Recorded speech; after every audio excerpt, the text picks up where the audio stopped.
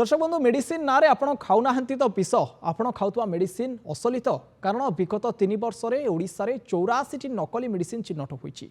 विधानसभा एपरी सांघातिक तथ्य रखिंट स्वास्थ्य मंत्री मुकेश महालिंग।